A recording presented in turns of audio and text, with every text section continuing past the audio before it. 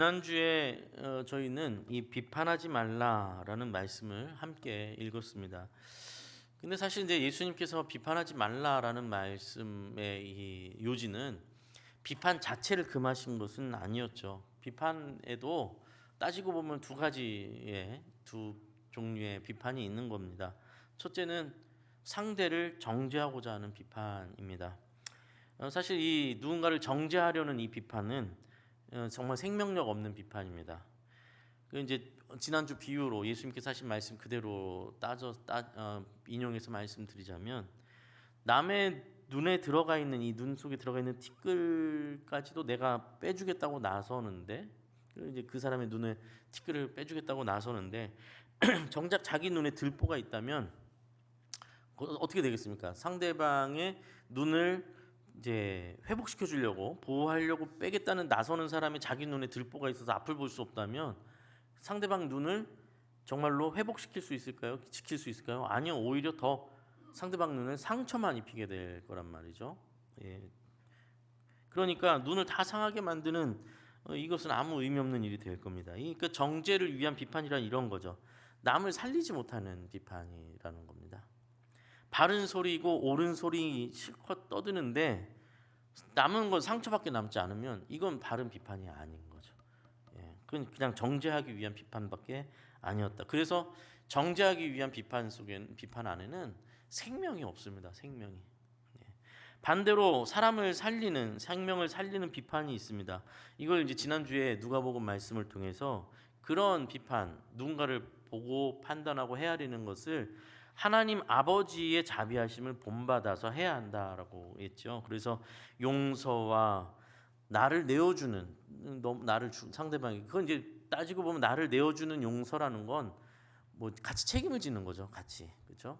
네 책임이야 이렇게 해서 네 책임이야, 네가 이걸 잘못했어 하는 그런 정죄의 비판이 아니라, 야 내가 너를 못 도와서 이렇게 됐나 보다, 나도 책임이 있다, 야 그러면서 같이 그 문제를 해결하려고 하는 그런 식의 것은 사실 회복이 있죠. 그 안에는 생명이 있습니다. 물론 그것도 따지고 보면 비판일 수 있겠지만, 잘못을 지적하고 그 문제를 해결하는 문제겠지만, 둘이 같은 목적이 있는 것 같은데 하나 뭐 정죄하면서 비판하는 것도 잘못을 바로잡는다는 취지로이겠지만 그 속에 생명이 없고, 그러나 그 긍휼의 눈으로, 사랑의 눈으로, 자비의 눈으로 바라보면서 같이 아파하고 같이 그 문제를 해결하려고 뛰어든다면 거기엔 생명이 살아난다라는 것이죠. 여기까지가 이제 지난주에 함께 읽었던 말씀입니다. 오늘 말씀은요, 그 뒤에 바로 이어지는 말씀인데 언뜻 읽으면 앞의 내용들하고 전혀 상관없는 뚝 떨어진 말씀처럼 들리는 게 사실이거든요. 우리 다시 한번 같이 읽어볼까요? 6절 말씀 함께 읽겠습니다. 시작. 거룩한 것을 개에게 주지 말며 너희 진주를 돼지 앞에 던지지 말라. 그들이 그것을 발로 밟고 돌이켜 너희를 찢어 상하게 할까 염려하라. 아멘. 그냥 어떤 이제 깊이 생각하지 않고 이 문장 이렇게 예수님 하신 말씀 읽어보면 그냥 딱 읽히는 내용은 이런 내용이죠. 귀한 것을, 그 가치를 모르는 개한테 던져주지 말아라. 되지 않아 개는 그 귀한 걸, 가치 있는 것을 알아보지 못한다. 그러니까 그 괜히 낭비만 하는 거다, 뭐 이런 아까운 일이다, 이런 정도로 우리가 들린단 말이죠. 근데 사실 예전에 제가 어렸을 때는 이 본문을 가지고 해석하고 설교하시는 분의 내용을 들었을 때 이렇게까지 해석하시는 분도 봤어요. 그러니까 복음을 전할 때 그 이 복음이 얼마나 귀한 건지 모르는 사람, 진작에 듣지 않는 사람한테는 그냥 가차 없이 그냥 너무 미련 갖지 말고 돌아서라. 이 사람 그건 걔한테, 돼지한테 진주를 주는 것과 같다. 뭐 이런 식으로 이제 해석하시는 것도 봤는데 잘 모르겠습니다. 그렇게 생각하는 게 맞는지 잘 모르겠고, 일단 이 전체적인 맥락상 예수님께서 지금 하시던 말씀 속에서 갑자기 이 말이 나오는 게 너무 이상한 거예요. 그렇게 해석하면 갑자기, 그렇죠? 그래서 이 말씀은 전체적인 예수님의 지금 산상수 말씀의 흐름 속에서 좀 이해를 해야 되고, 그럼 예수님께서 도대체 이 말씀을 왜 꺼내셨을까? 이 말씀에 무엇을 말씀하시고 싶은가를 좀 찬찬히 조금 저희가 돌아보면서 풀어봐야겠다라고 생각이 듭니다. 지난주 말씀에서도요, 사실은요, 지난주 말씀에서도 예수님은 이렇게 자기 눈에 들보가 있는데 남을 고치겠다고 나선 사람 있잖아요. 그런 사람을 뭐라고 한마디로 이 사람의 정체성을 뭐라고 폭로하셨냐면, 이 사람을 뭐라고 딱 정의 내리셨냐면 5절 말씀에 이렇게 그를 딱 평가하셨거든요. 외식하는 자여, 이렇게 평가했어요. 이게 왜 외식인가? 이게 왜 외식하는 거냐면, 한번 외식의 속성이 뭐죠? 가식. 외식의 속성이라는 것은 외적으로는 좋은 것을 추구하는 것 같고 외적으로는 좋은 것을 보여주는데, 그 내면은, 그 이면에는 뭐가 있는 거죠? 가식과 외식이라는 건 겉으로는 좋은 걸 보여주지만 속으로는 썩어져 있는 것, 속으로는 변질되어 있는 게 가식인 거잖아요. 겉으로는 이렇게 웃어서 상대방을 안심시키지만 속으로는 칼을 들고 있다. 그러면 이건 진짜 가식이고 아주 이중적인 모습이죠. 이게 가식 아닙니까? 자, 그런데 이게 왜 그럼 무슨 이야기입니까? 남의 눈을 티끌을 빼주려고 하는 것은 굉장히 선한 행위잖아요. 남의 눈에 티끌을 빼주려고 하는 그 노력은 굉장히 훌륭한 일이잖아요.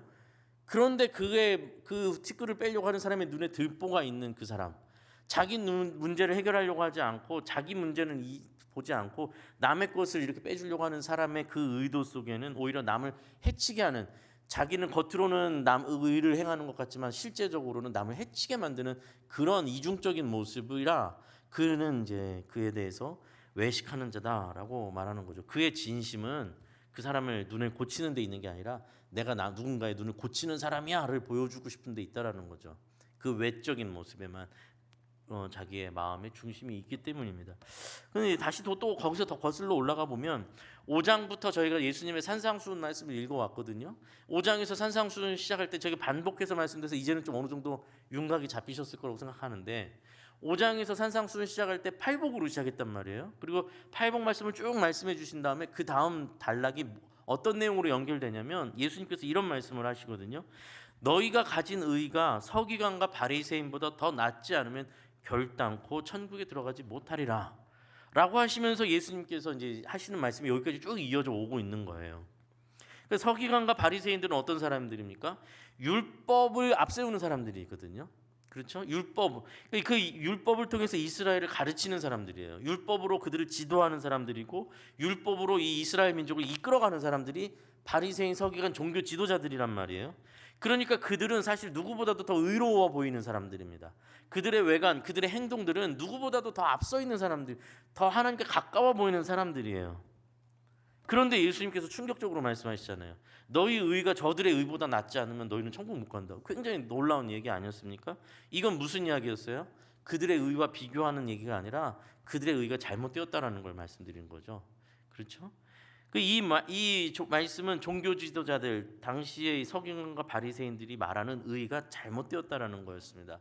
여기서 우리가 오해하면 안 되는 건 하나님의 율법이 잘못된 것은 아니었죠. 하나님의 율법은 온전하고 완전한 것이죠. 하나님께서 주신 율법이 왜 잘못됐겠습니까? 문제는 그 율법을 어떻게 이해하고 받아들이고 어떻게 적용하였느냐가 문제인데, 이 종교 지도자들, 바리새인과 서기관들이 하나님의 본 뜻대로 이해하고 가르친 게 아니라 왜곡되게, 변질되게 가르치게 됨으로 인해서 어떻게 된 겁니까?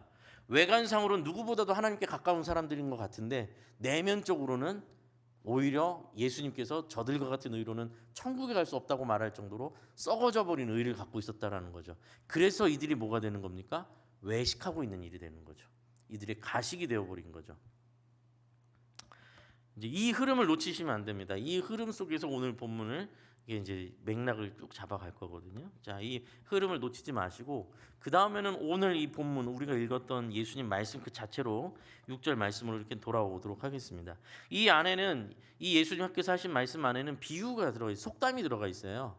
이제 우리는 우리나라의 속담이 아니니까 이게 속담이었는지 모를 수도 있지만 유대인들에게 있어서는 그 시대에는 이게 이제 다들 다 아는 속담이 이제 담겨 있는 거예요.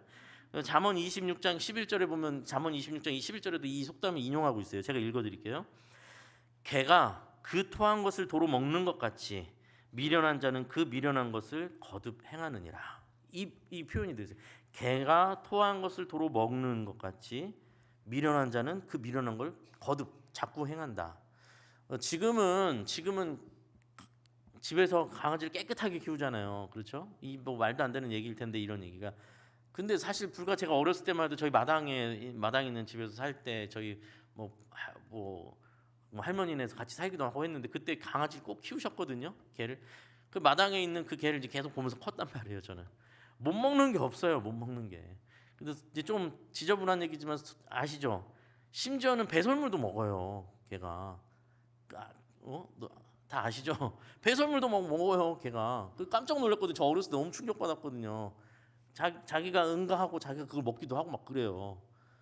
그래서 어렸을 때 깜짝 놀랐는데, 이럴 수가 있는가. 근데 요즘은 이제 워낙 그렇게 안 하죠. 깨끗하게 키우고. 근데 이제 그런데 지금 이 당시에 이 속담에 뭐가 있냐면 걔가 뱉은 거, 걔가 토한 거를 또 그걸 또 음식 먹는다라는 거예요. 이제 굉장히 지저분한 얘기가 계속 나오고 있는데 이게 이제 사람 모습을 비유한 것이죠. 미련하게도 잘못된 게 드러났는데 그걸 또 반복하고 있다. 그것을 다시 빠져들고 있다. 다시 거꾸로 돌아가고 있다. 이 굉장히 미련한 얘기를 하는 거죠. 베드로후서 2장 22절에는 또 이 말씀이 나오는데 이 말씀 좀 더 구체적으로 나옵니다. 개와 돼지가 다 등장해요.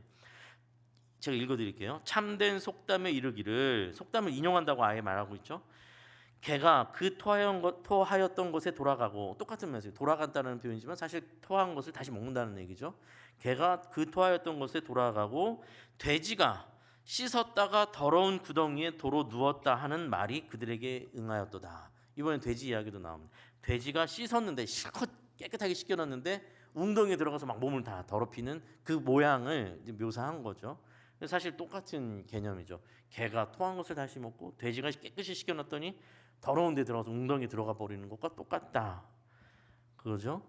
결국 이 씻는 행위 그리고 토하는 거, 토한다라는 건 몸이 속이 안 좋아서 토하는 거니까 토해서 끝내야 되는 건데 그걸 또 다시 먹는 거 얼마나 미련하니, 지저분하고 더러운 겁니다. 그 수고가 헛된 것이고 오히려 안 하니만 못한 것을 하게 된 일이 되어버린 것을 이제 속담으로 비유한 거죠.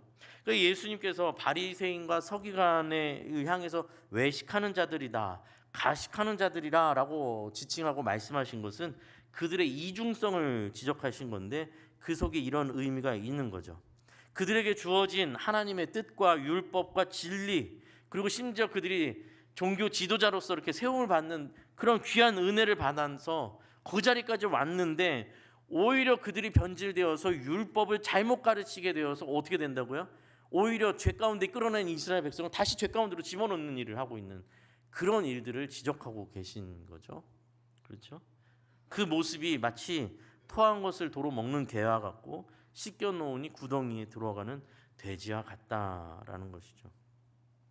자, 그런데 이제 오늘 예수님께서 이 속담을 인용하시면서 말씀을 하신 건 맞는데, 그런데 예수님께서 특별하게 사용하신 표현이 있어요. 여기서 보면 뭐냐? 6절 말씀 보시면 개에게 뭘 주지 말라고 하냐면 사람 먹는 음식을 주지 말아라, 뭐 이런 게 아니에요. 비싼 음식 주지 말아라, 이런 얘기가 아니라 거룩한 것을 걔한테 주지 말래요. 거룩한 것을 주지 말래요. 이건 예수님께서 특별히 이렇게 표현하신 거죠. 왜냐하면 왜 특별하다고 제가 말할 수밖에 없냐면 거룩이라는 표현은요 아무데나 갖다 붙일 수 있는 표현이 아니거든요. 이 성경에서 기독교 신앙 안에서의 거룩이라는 단어는 오직, 꼭 기억하셔야 됩니다. 거룩이라는 단어는 오직 하나님으로부터밖에 쓸 수 없는 표현이에요. 왜냐하면 거룩이라는 속성 자체가 하나님의 속성을 총칭해서 하는 표현이 거룩이에요.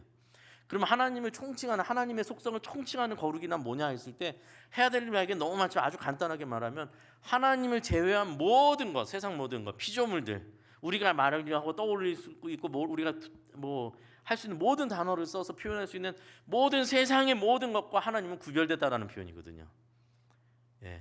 하나님은 그것 위에 계신 분, 그것을 넘어서시는 분. 그러니까 하나님은 우리가 하나님을 아버지라고 표현하고 비유적으로 표현하기도 하고 하지만 인간의 아버지의 그런 어떤 죄성이 있는 분이 아니시잖아요. 다른 분이신 거예요, 하나님은. 그러니까 하나님은 다른 분이시다. 우리가 생각하는 것, 심지어 우리가 상상하는 것보다도 더 넘어서시는 분이시다. 우리가 기대하고 우리가 끝까지 생각하는 것 그 너머에 계신 분이시다. 이 구별됨을 거룩이라고 하는 거거든요. 자, 그런데 예수님께서 그 단어를 일부러 쓰신단 말이에요. 거룩한 것을 개에게 주지 말아라. 이 말은 무엇입니까? 그렇다면 잠시만요. 그렇다면 거룩하다라는 것을 어떤 물건이나 사람에게 사용하려면 어떻게 해야 되냐면요. 그 사람이나 물건이나 일 자체가 거룩할 수는 없어요. 무조건 다시 말씀드리지만 하나님만이 거룩하시기 때문에. 그러면 어떤 사람이 거룩하다, 어떤 이 일은 거룩한 일이다, 이 자리는 거룩한 자리다라는 표현을 하려면 어떻게 해야 되냐면 그 대상과 하나님이 연결이 되어 있어야만 돼요. 무슨 얘기인지 이해되시죠? 그 하나님과 하나님의 거룩하심을 어떤 대상에게 붙이려면 그 하나님과 그 대상이 연결되어 있을 때 하나님의 거룩함을 그에게 부여하는 것이지, 그 대상 자체가 스스로 거룩해지거나 남이 어떤 누군가, 하나님 외에 그 누군가가 그 대상을 거룩하게 만들 수가 없다라는 거예요. 그렇죠? 그런데 예수님께서 이 말씀을 하신 것은 무슨 뜻인가? 하나님과의 관계 속에서 거룩이 우리에게 적용되는 것인데 그 하나님과의 관계 속에서 일어나는 거룩을 뭐라고요? 개에게 주지 말아라, 이 얘기잖아요. 예. 너무 복잡한가요? 아니죠? 하나님과의 관계 속에서 만들어지는 것을 개에게 넘기지 마라. 지금 예수님께서 뭐를 경계하고 계시는 건가? 가만히 보면 예수님은 지금 바리새인들과 서기관들, 종교 지도자들의 가식과 외식을 조심하라고 말씀하시는데, 저들의 가식과 외식은 미련하고 더러운 것인데 그들이 그렇게 위험성을 그들도 그렇게 된 과정이 있을 거 아니에요? 그들의 위험성을 경계하지 않으면 너희도 그 가식과 외식에 끌려가 버리게 된다라는 말씀을 계속해서 하시는 겁니다. 그러니까 이 문제는 지금 예수님께서 이렇게 지목하고 말씀하고 있는 대상은 남 얘기를 하는 게 아닙니다. 지금 예수님께서 개와 돼지를 걱정하시는 게 아니에요. 누구를 염려하고 있습니까? 그 개와 돼지에 다시 공격을 받게 되는 너희 자신을 조심하라고, 염려하라라고 말씀하고 계시잖아요. 그러니까 오늘 사실 이 예수님께서 하시는 말씀은 아주 이렇게 미묘한 지점을 파고 들어가는 말씀이거든요. 한번 깊이 같이 생각을 잘 해봐야 됩니다. 여러분, 우리가 지금 이렇게 주일날 예배를 지금 예배를 드리려고 시간을 지켜서 왔지 않습니까? 또 이번 주간에는 명절도 있었고, 또 명절 기간이 쉬는 기간이 아니잖아요. 사실 더 피곤하죠. 끝나고 나면 피곤하고 뭐 집안에 밀린 일도 많고, 함에도 불구하고 주일날 이렇게 와서 예배를 드리고 있는 이 시간, 여러분은 거룩한 자입니까? 아니면 거룩한 자가 아닌 겁니까? 거룩한 자일 수도 있고 정반대로 가식적인 사람일 수도 있어요. 이 부분을 지금 같이 좀 생각을 해봐야 됩니다. 만약에 다시 말씀드리지만 거룩은 하나님과의 관계에서만 우리에게 적용되는 말이라고 했죠. 내가 이렇게 교회에 나온 것 자체가 하나님의 은혜, 그 하나님의 은혜가 아니면 있을 수가 없다. 내가 이렇게 찬양대에 서는 일도, 내가 봉사를 하는 일도, 내가 뭐 교사를 하는 일도, 또 내가 주의를 이렇게 어기지 않고 와서 지킬 수 있었던 것도 진짜 하나님의 은혜 없이는 할 수 없는 일이다라는 마음으로, 그 하나님의 거룩하심이, 하나님의 그 거룩하신 하나님이 나를 끌어당겨서 나도 그 하나님의 거룩함의 은혜를 입은 하나님의 거룩한 자녀가 되었다 라는 의식 속에서 그 마음의 자세와 그 마음의 기준 중심으로 예배를 드리고 있다면 거룩한 거 맞아요. 근데 그 거룩은 어디서 나온 거룩이라고요? 내가 아니라 하나님께로부터 연결돼서 나온 거룩이에요. 그런데 그게 아니라 예를 들어서 이런 식으로 사고하는 분들이 의외로 많아요. 나는 1년 365일 52주 예배를 빠뜨린 적이 없어. 뭐 이런 거라든지, 나는 기독교 몇 대 집안이야. 우리 큰형님이 목사님이야. 우리 집에 선교사가 몇 명 있어. 혹은 나는 무슨 직분을 맡고 있고 나는 이런 봉사들을 해와. 나는 거룩한 자일 거야. 나는 거룩한 하나님의 백성이야. 이렇게 말하면, 이렇게 생각을 진짜로 하고 있다면요, 지금 제가 말씀드린 이 나열한 내용 중에 하나님으로부터 공급받은 게 아니라 다 자기 행위밖에 없어요. 이건 거룩이 아니고 가식이 되는 거예요. 내가 서 있는 자리가, 내가 발을 딛고 서 있는 자리가 온전히 하나님의 은혜 위에 내가 서 있다라는 그 의식을 놓치면 가식이에요. 다. 그게 다 가식이 돼요. 아니, 지금 제가 말씀드린 것 중에 나쁜 건 하나도 없습니다. 여러분, 주일을 성수하는 건 너무 성수하는 일이나 기독교 집안에서 몇 대 집안에 태어나고 뭐 내가 뭐 직분을 하고 봉사를 하는 거, 나쁜 게 하는 거 다 귀한 일인데, 문제는 뭐냐면 하나님과의 관계 속에서 그게 이루어지는 열매로서 드러나는 게 아니라 이것이 나의 정체성이 되고 이것이 나의 중심이 되어버리면 가식이 되어버린다는 거예요. 이건 굉장히 위험한 얘기인 거죠. 그러니까 오히려 바리새인과 서기관이 똑같은 거 아니에요? 바리새인과 서기관들이 자기들의 이 거룩함을 소유한 것처럼. 그러니까 여러분 사실 우리가 정말 늘 마음에 새겨야 될 건 뭐냐면 우리 신앙이라는 것은 하나님의 거룩한 심이라는 건 소유가 되는 게 아니에요. 신앙은 소유가 아니고 관계예요. 관계. 신앙은 소유가 아닙니다. 소유가 될 수가 없어요. 나는 이런 신앙을 가졌어. 이제 표현은 그렇게 할 수 있지만 본질적으로 보면 신앙은 내 걸로 나만의 것으로 소유할 수가 없어. 하나님과의 관계 속에 놓여야만 나는 신앙이 있는 거예요. 거룩함도 마찬가지고요. 바리새인과 종교 지도자들의 가장 큰 핵심적인 문제는 자신들이 거룩함을 소유한 것처럼 굴었어요. 자신들이 거룩함을 가지고 있어서 그걸 사람들에게 전하고 가르칠 수 있는 것처럼 생각을 했어요. 거룩한 모양을 가졌어요. 율법의 내용을 잘 지키죠. 누구보다도 율법을 잘 지켰던 거 아닙니까? 사실 그들은 행동으로는 외관성 봤을 때 바리새인과 서기관 종교 지도자보다 더 거룩해 보이는 사람이 어디 있습니까? 그런데 그들이 거룩함을 소유했다고 착각하는 순간 그들은 이미 변질되기 시작한 거고 길을 잃어버린 겁니다. 신앙 생활은 어찌 보면 그런 의미에서 녹화 방송이라는 게 있을 수 없는 거예요. 늘 생방송이에요. 늘 생방송. 옛날 내가 한때 젊었을 때 나도 열심히 했지. 이거 아무것도 아닌 거예요. 제가 지금 아무것도 아니라고 하니까 뭐 폄훼하는 게 아니라 귀한 일이고 귀한 기억이고 너무 소중한 일이고 하나님께서 귀하게 여겨주실 일이지만 그 수많은 기억과 추억이 있음에도 오늘 내가 하나님과의 관계가 끊어져 있다면 아무것도 아닌 게 돼버린다는 얘기예요. 그렇잖아요. 그러면 그렇게 되면 어떻게 되냐면 맨날 왕년에 내가 이거밖에 얘기할 게 없어요. 지금 내가 하나님과 어떤 교통 속에서 어떠한 기쁨을 누리고 있는지가 내 내일의 소망이 하나도 없어요. 그러면 그게 뭐냐면 가식으로 넘어간다는 겁니다. 거룩한 척, 거룩한 척으로 넘어가게 된다는 거예요. 저는 이제 목사니까 목사니까 목사만 할 수 있는 얘기를 해야겠죠. 목사라는 직분을 가졌기 때문에 거룩함이 소유되는 게 아니죠. 그렇죠?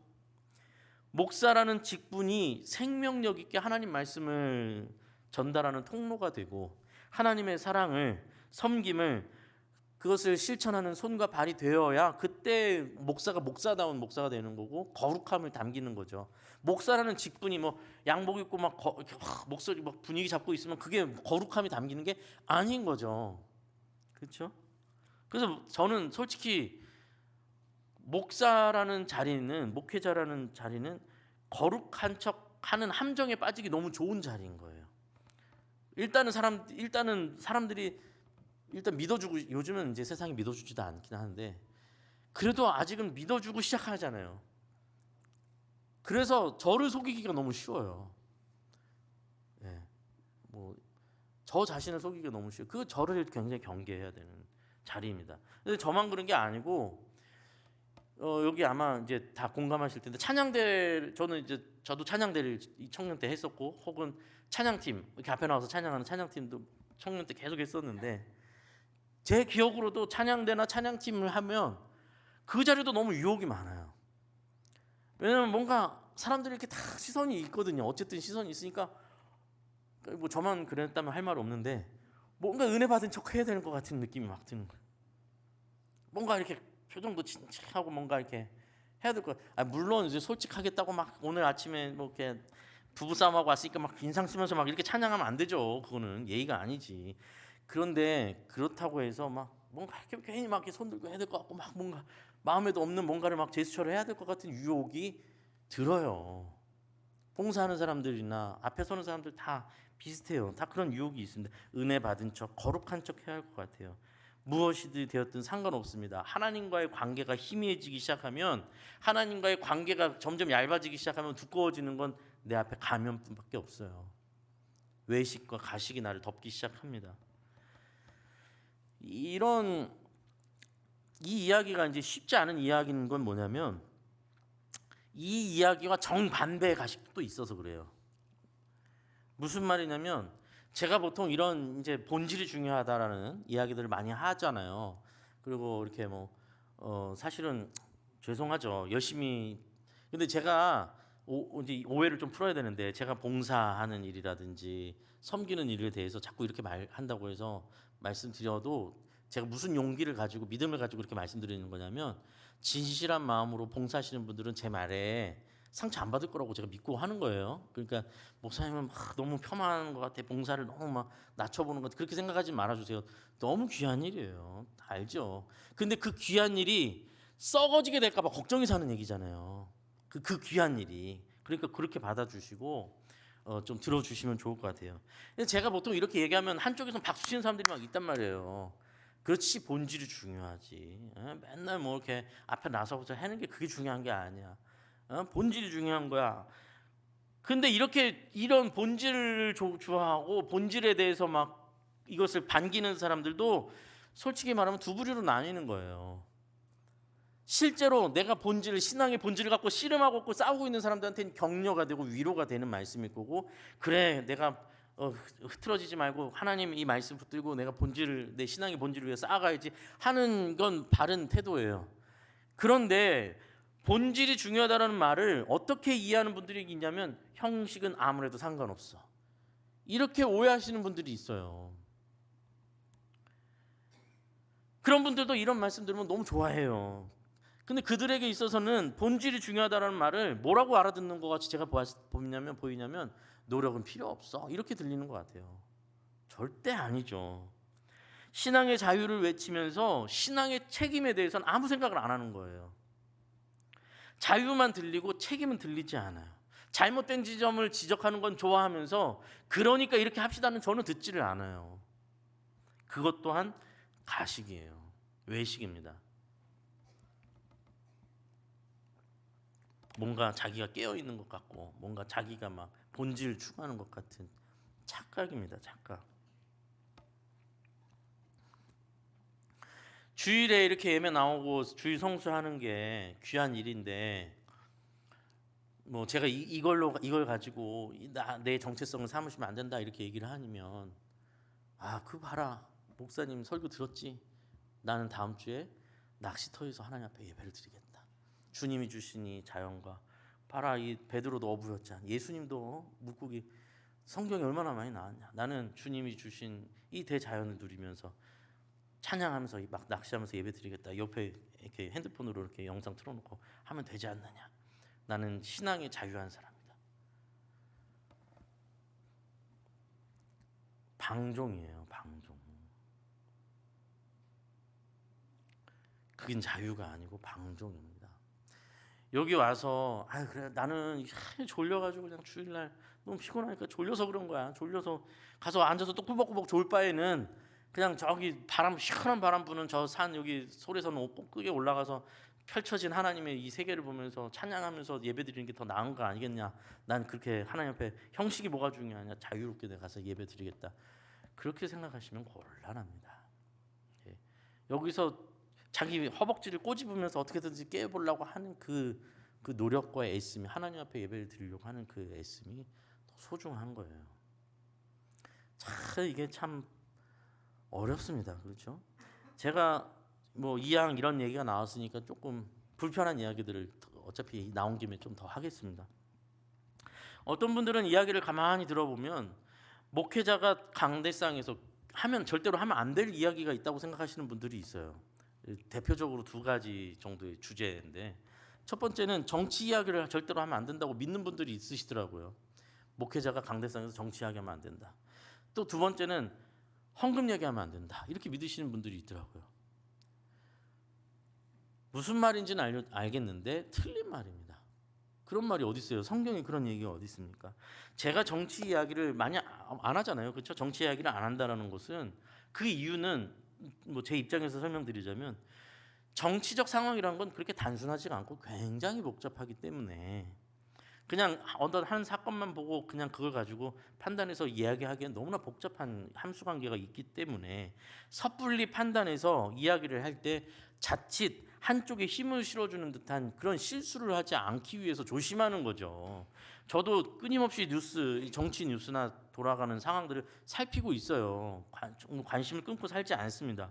그래서 제 여러 이쪽 입장도 들어보고 저쪽 입장도 봅니다. 그래서 제 입장도 있어요. 그러나 어느 정당으로 의견이 절대적으로 옳다는 판단이 들진 않으니까 말을 안 하는 거예요. 쉽지 않은 얘기니까 판단 그렇게 쉽게. 그러나 어느 지점이 됐을 때 이게 어떤 정당을 지지하는 문제가 아니라 이건 옳고 그름의 문제, 선과 악의 문제, 성경적으로 봤을 때 이거는 동의할 수 없는 문제가 정치권에 있다면 목회자는 그걸 말하는 게 이상한 일이 아닌 거예요. 해야 될 얘기인 거죠. 그게 왜 뭐가 문제예요? 그만큼 확신을 갖기 쉽지 않은 일이니까 신중하는 거고. 그렇지 않습니까? 제가 지지하는 정당이든 정부든 뭐가 누가 됐든 성경적 관점에서 잘못하고 있는 것이 있다면 얘기하는 게 맞죠. 만약에 그게 목회자는 강대상에서 설교 얘기, 뭐 정치 얘기하면 안 돼. 그러면 세상에 성경에 나왔던 선지자 예언자들, 예수님의 제자들, 심지어 사도 바울도 세례 요한도 왕을 비판하다가 옥에 갇혀서 목이 잘려서 죽게 되는데 그 뭐가 되는 거예요? 그럼 다 잘못한 거예요? 이게 아니에요. 잘못된 걸 말할 수 있는 게 맞는 거죠. 예를 들자면 오늘 이 시점에서 말씀드리자면 우리가 다 느끼고 있는 게 있잖아요. 저도 제 지인들이 지금 되게 여러 명이 겪은 일들인데 병원에 가서 너무 고생들을 하고 있단 말이에요. 지금 의료 문제가 심각한 상태가 됐어요. 이미. 제가 아는 분은 자기 처남인가 처남이 수술을 해가지고 큰 수술, 어려운 수술을 해가지고 얼마나 가족들이 힘들어요. 그래서 끝나고 나서 이제 의사분하고 막 30분 동안 막 어떻게 되는지 얘기를 한 사람 30분 가운 입고 있으니까 막 30분 동안 얘기를 했대요. 알고 보니까 간호사인 거예요. 의사가 없어요. 그래서 지금 이 문제가 해결돼야 되는 게 맞는 거잖아요. 그래서 이 문제를 누가 해결해? 지금 정치권에서 해결을 해야 되는 게 맞는 거고, 누가 됐든 뭐 누구를 편을 들 문제가 아니라 이런 국민의 안전과 건강과 의료 문제가 빨리 해결되도록 신속히 정치권에서 나서서 해결해야 되고 지혜롭게 해야 되는 것은 맞는 거잖아요. 누가 옳다 그러다만 따질 게 아니라 이 문제를 빨리 해결해 줘야 되는 게 맞는 거고, 그걸 하지 않고 있다면 말하는 건 맞는 거잖아요. 그게 뭐가 문제예요? 그럼에도 불구하고 이런 주제 갖고 매주 제가 이런 얘기를 안 하는 이유는 또 여러 가지가 있겠지만, 제가 신중해야 되는 것도 있겠지만, 또 하나는 뭐가 있냐면요, 무슨 정치의 정자만 나와도 듣는 순간 바로 사람을 색깔로 판단하는 분들이 그렇게 많아요. 무슨 정치 얘기만 해도, 조금만 정치적인 얘기만 나와도 바로 사람을 이 색이냐 저 색이냐 좌냐 우냐 이거 가지고 따지는 분들이 너무 많아요, 교회 안에. 그분들하고 이걸 찌르면서 얘기하려면 뭐 도대체 이 설교가 되겠습니까? 그래서 그분들에게 필요한 건 정치적 해석이 아니라 복음이니까 제가 복음을 먼저 성경을 말씀드리는데 시간을 다 할애하고 있는 거지, 뭐 할 말이 없어서 안 하는 건 아니다라는 걸 아셔야 됩니다. 말을 하면 안 되니까 안 하는 것도 아니고 필요하면 꼭 해야 되는 거고요. 두 번째는 뭐가 있으니까 헌금 이야기도 얘기했죠. 헌금 이야기도 좀처럼 안 하는데, 어떤 분들은 또 이런 분이, 우리 교회는 헌금 이야기를 안 해서 좋은 교회다 이렇게까지 생각하시는 분이 있는데 오해예요, 오해. 헌금 얘기는 해야 되는 게 맞는 거예요. 예. 아니 그러니까 뭐 일단 성경적으로 또 언젠가 또 그걸 얘기를 해야겠지만, 그냥 생각해 보세요. 저희 이번 여름에 얼마나 더웠어요. 지금 찬양대도 지금 가운 입어가지고 아마 지금도 더우실 거예요. 찬양대는 가운 때문에. 우리는 다 이렇게 반팔 입고 더우니까 에어컨 엄청 틀었잖아요. 올 여름에 우리 교회 에어컨 비용이 얼마나 나왔겠어요? 많이 나왔어요. 끝나면 식사하고 가시잖아요. 식사 비용은 또 얼마나 나오겠어요? 각 교육부서 지금 아이들이 다 교육자들이 붙어서 다 교육하고 지도하잖아요. 저도 지금 이렇게 사역을 해야 되잖아요. 이 생계, 교육자들의 생계, 목회자들의 생계는 어떻게 해결이 돼요? 국가에서 돈이 나와서 운영되는 게 아니잖아요, 교회가.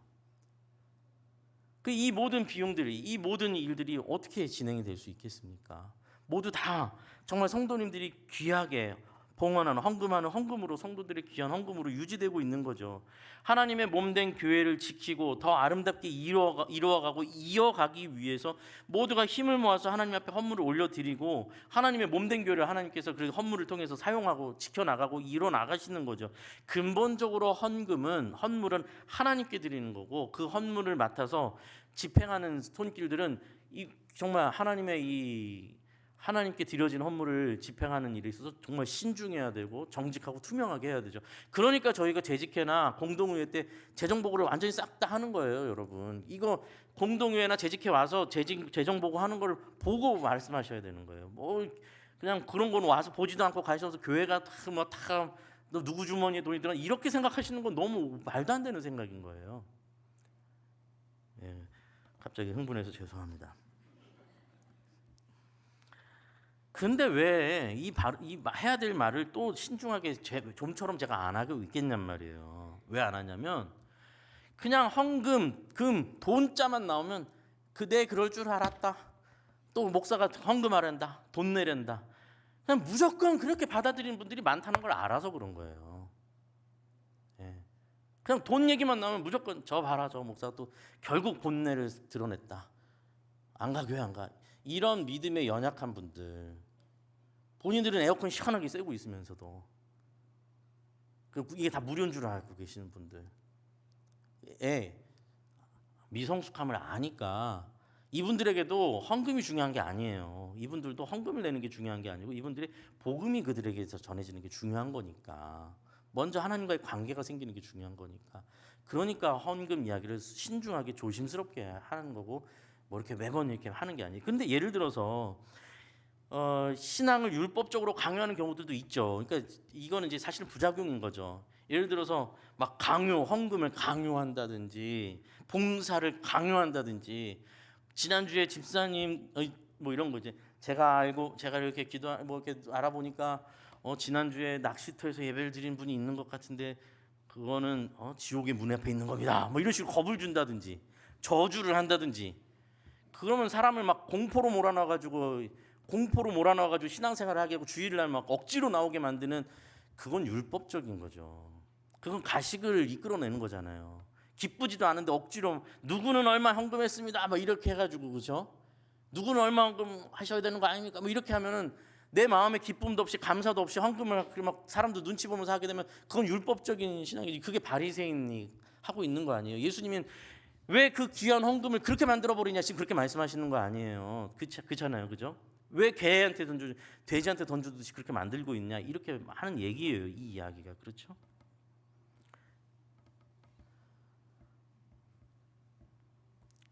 그러니까 율법적으로 헌금이든 봉사든 행위로 몰아붙이는 바리새인적인 신앙도 가식적인 신앙이고요. 반대로 마음이 중요하니까, 본질이 중요하니까, 신앙의 자유가 중요하니까 나는 내 마음대로 내 멋대로 공동체도 질서도 형태도 없이 난 내 마음대로 신앙생활 하리라 하는 것도 가식입니다. 대단히 고상한 척하는 가식이에요. 제가 봤을 때 고상한 척하는 거죠. 오늘 아침까지도 사실은 원고에 넣지를 않았는데요, 이 얘기를 할까 말까 생각했는데 일부부터 그냥 하기로 해서 하고 있습니다. 저희 교회가 부흥하고 있어요. 특히 교육부서들이 부흥하고 있어요. 아이들이 점점 늘어나고 있어요. 유치부부터 시작해서 뭐 청년들까지도 계속 다 조금씩 계속 부흥하고 있어요. 아이들이 새로 오고 있습니다. 얼마나 좋은 일입니까? 얼마나 귀한 일이에요. 심지어 우리는 영화부도 부흥하잖아요. 막 태어나가지고 막 부흥하고 있어요. 그 얼마나 귀한 일이에요. 자, 그런데 그거는 이면이 있어요. 이렇게 아이들이 많이 점점 늘어나서 아이들이 막 3분의 1이 더 늘고 막 이런 식으로 커지고 있는데, 그건 반대로 말하면 뭔 얘기냐면 그만큼 도움의 손길이 필요하다는 거예요. 그죠? 아이들 케어를 해줘야 될 거 아니에요. 신앙 교육을 해야 될 선생님들이 더 필요하다는 거예요. 교사가 더 필요한 상황이에요. 맞잖아요. 그게 당연한 거죠. 근데 이제 올해 들어서 24년 이제 이렇게 9월까지 왔잖아요. 제가 그렇다고 해서 막 계속해서 막 교사해야 됩니다, 막 교사 안 하시면 뭐 신앙인도 아닙니다, 뭐 이렇게 하지 않잖아요. 그런데도 감사하게도 지금 이제 꾸준히 이렇게 한 분씩 우리 교육부서 사역자분 찾아와서 제가 교사를 섬겨도 될까요? 제가 교사를 섬기고 싶습니다 하는 분들이 한 분씩 오는 게 너무 감사해요. 지금 그러고 있어요. 지금 한 분씩 교사가 충원되고 있어요. 근데 왜 이 이야기를 뭐 이렇게 하는데 이렇게 뭐 고민했냐? 문제는 뭐냐면 제가 마냥 기쁘지만이 않다라는 거예요. 무슨 이야기냐면 지금 한 분씩 찾아오시는 분들이 어떤 분들이냐면 애기 엄마들이 그렇게 오고 있어요. 애기 엄마, 애기 아빠가. 저는 솔직히 말씀드리면 저는 그 애기 엄마 아빠들은 좀 애기 좀 양육해서 육아의 어려움에서부터 벗어날 때까지는 좀 자유를 주고 싶어요. 예배 잘 참석하고 자기 본인의 신앙을 잘 돌아보는 시간으로 충분히 누려도 된다고 생각해요. 그걸 교회가 도와줘야 된다고 생각하니까 자모실도 저렇게 아이 돌봄을 하는 거고요. 그래야 예배를 들어올 수 있으니까. 그런데 아침에 사실 애기 챙기고 애 둘 셋 있는 막 그런 집에서 그 애기들 챙겨서 교회 나오는 것 자체가 완전 큰 일인데 그런 집에서 마음의 부담감을 느껴서 부서를 보니까 우리 애들 가서 교육부서 보니까 손길이 필요한 게 느껴지니까 와가지고 교육자한테 와서 제가 교사를 할까요? 이렇게 하는 게 그냥 저는 괜히 미안해요. 미안해.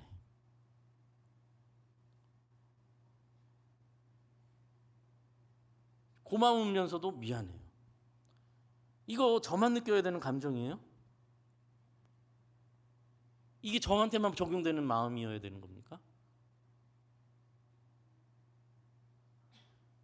신앙의 자유가 좋은데 나 혼자 멋있게 신앙생활하는 거 좋은데 그 자유가 도대체 누구한테 유익이 되고 있냔 말이에요. 그럴듯한 신앙을 말하는데 그 신앙이 도대체 하나님 나라에서 어떻게 쓰이고 있냐고요. 도대체. 혼자 고고한 척, 혼자 도도한 척, 혼자 멋있는 척하는 신앙이 무슨 신앙이 되겠어요. 같이 아파하고 같이 짊어지고 같이 힘쓰고 하는 데서 자기 신앙이 있는 거지.